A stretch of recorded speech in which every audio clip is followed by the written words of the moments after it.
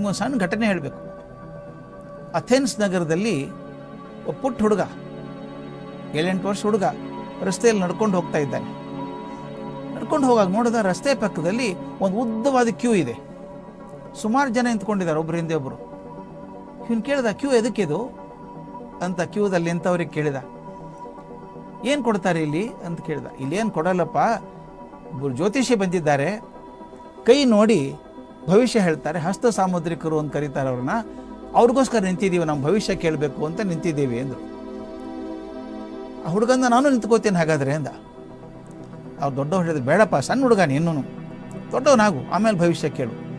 ಆ ಹುಡುಗ ಹೇಳಿದ, ದೊಡ್ಡವನಾದ್ಮೇಲೆ ಕೇಳಿ ಪ್ರಯೋಜನ ಏನು, ಹೀಗೆ ಕೇಳಬೇಕು ನನ್ನ ಭವಿಷ್ಯ ಏನು ಅಂತ, ಅದ್ರ ಪ್ರಕಾರ ಬದಲಾಯಿಸ್ಕೋಬೇಕಲ್ಲ ಜೀವನ, ನಿಂತ್ಕೊ ಅಂದರು.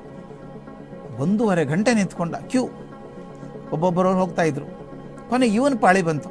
ನಿಮ್ಮ ಕಣ್ಮುಂದೆ ಚಿತ್ರ ಬರ್ಬೇಕು ಮಕ್ಕಳೇ. ಅದು ಹಸ್ತ ಸಮುದ್ರಿಕ ಮುಂದೆ ಕೂತಿದ್ದಾನೆ.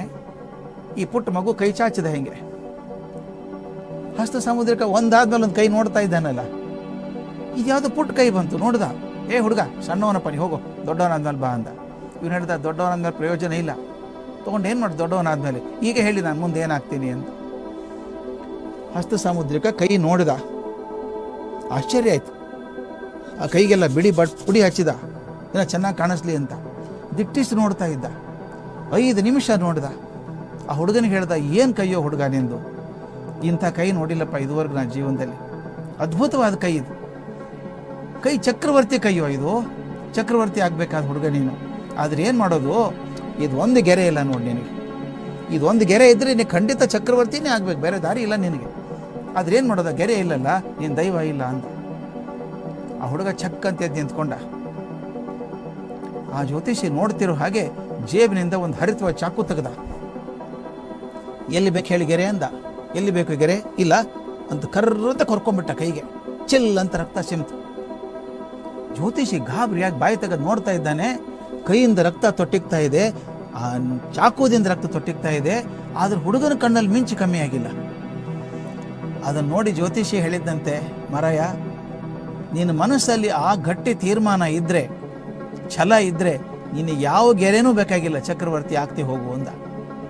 ಆ ಹುಡುಗ ಮುಂದೆ ಬೆಳೆದು ಅಲೆಕ್ಸಾಂಡರ್ ದ ಗ್ರೇಟ್ ಅಂತ ಅದ.